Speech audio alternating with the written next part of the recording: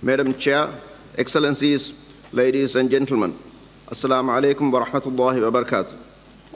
Let me begin by conveying to you, Excellencies, warm greetings from my President, His Excellency Ibrahim Muhammad Saleh.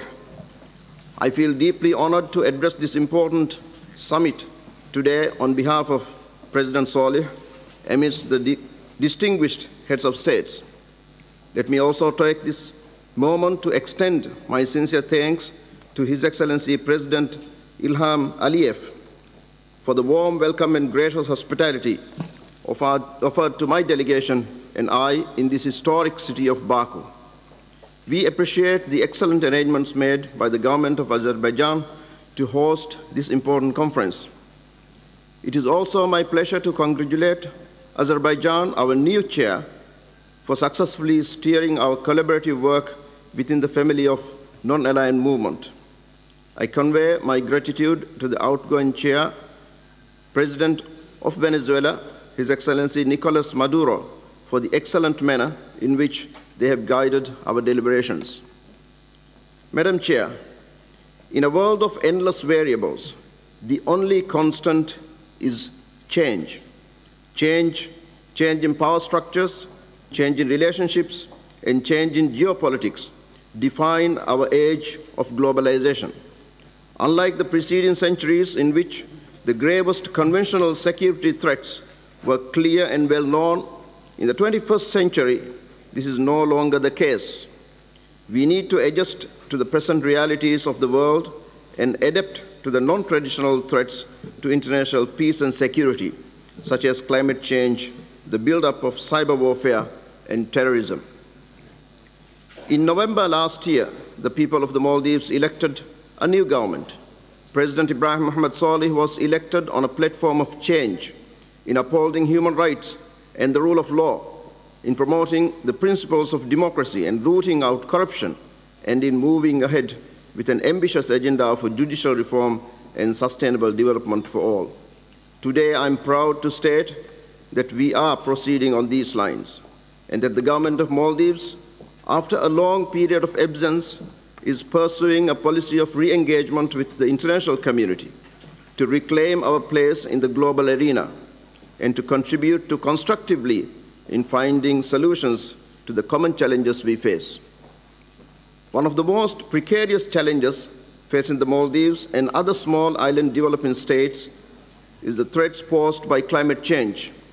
Global warming has a cascading effect on us, whereby the increase in temperatures and the rise in sea levels continue to threaten our very own existence.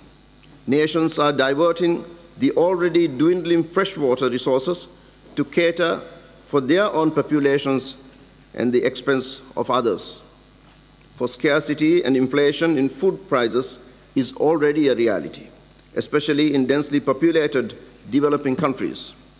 These austere challenges do not only adversely affect the environment, but also have far-reaching other consequences. It is therefore with utmost urgency that the Maldives calls upon the nations of the world to come together to address the biggest challenge of our times, climate change. Once the tipping point is reached, ladies and gentlemen, nature's catastrophic and irreversible consequences will know neither states nor boundaries.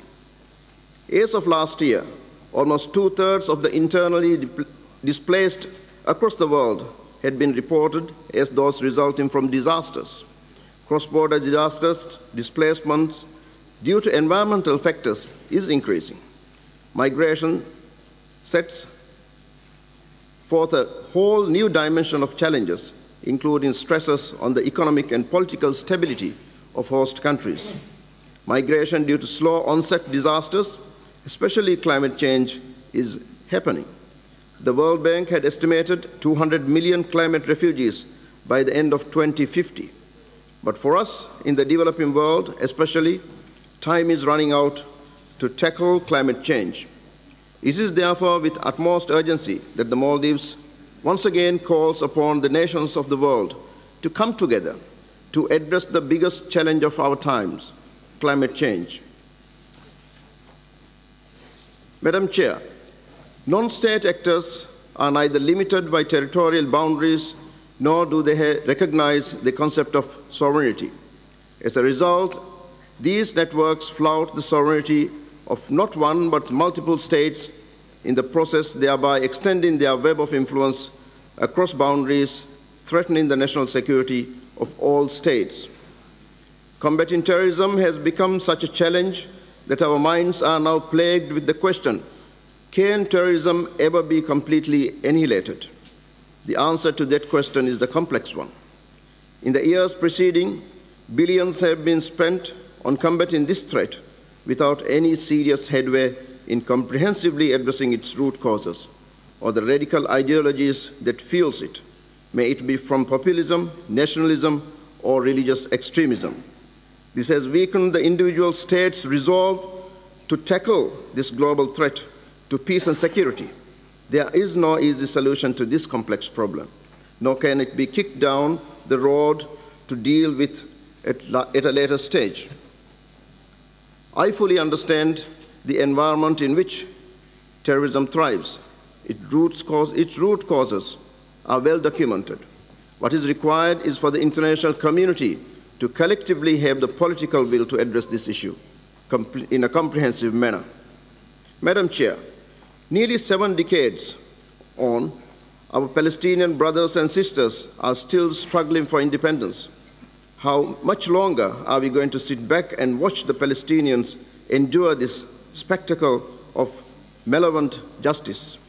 Israel is pursuing an unacceptable aggressive settlement regime, eating away at the Palestinian territory and torpedoing the chances of success of a two-state solution based on the 1967 borders. It is therefore without question that the Maldives fully supports and welcomes the political declaration of non-aligned movement on Palestine.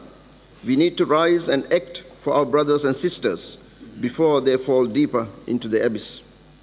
We will continue this call until every Palestinian can live and lead a civilized life with peace and dignity. Madam Chair, the world has undergone seismic shifts since the establishment of the non-aligned movement. The demands on governments have changed, the nature of the global issues have changed, and so has the role of the international movements like ours. The biggest challenge today for any organization, including the non-aligned movement, is to maintain its effectiveness, and for that we need to adapt our modus operandi to become more responsive to contemporary challenges. It is only we, the members of the non-aligned movement, that can bring relevance to our activities. We decide to uphold the Bandung principles. We decide to ensure our responses are concerted and adequate, and it is we who decide what our future should be. It is my sincere hope that under your new chairmanship, the work of the non-aligned movement is revitalized and that we remain steadfast in pursuit of a world that respects the rule of law, sovereignty, territorial integrity, equality, and justice. We must draw strength from ourselves and be resolute in attaining a future that will address the challenges of our times. I thank you, Madam.